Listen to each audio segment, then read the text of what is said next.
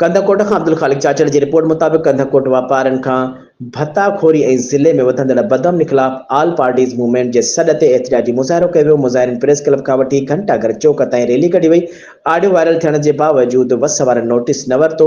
अवाम police खां मायूस थी वियो आहे ऐं ऑल पार्टीज़ मूवमेंट तफ़सील मूजिबि कंदकोट तंगवाणी गोसपुर समेत ज़िले अंदर धाड़ियल गैंग पारां वापारी मोज़िज़ मालदार शरीफ़ अवाम खां भत्तो वसूल करण लाइ चिठी ऐं फ़ोन ज़रिए धमकाए जीअण जजाल करे छॾियो आहे। धाड़ियल कल्चर ॾोहारियुनि जे ज़ुल्म भत्ताखोरी जे ख़िलाफ़ ऑल पार्टीज़ कॉन्फ्रेंस में शामिल तंज़ीमुनि पारां शामिल अॻवाननि दिलमराद दहानी, डॉक्टर मेहर चंद, हाजी हुज़ूर बख्श मुग़ल, सोनारो अशोक कुमार, सोनारो ग़ुलाम मुस्तफ़ा मीरानी, ज़ुरियत बिजारानी ऐं ॿियनि ऐलानियल एहतिजाजी मुज़ाहिरो कयो वियो। मुज़ाहिरीन प्रेस क्लब खां घंटाघर चौक ताईं रैली कढी वई। मुज़ाहिरीन चयो त धाड़ियल ऐं SUP ज़िलई सदर दिलमराद दहानी वापारियुनि में थियल धमकियुनि वारी ऑडियो वायरल थियण जे बावजूदि सिंध पुलिस समेत बस वारनि खां नोटिस न वरितो आहे।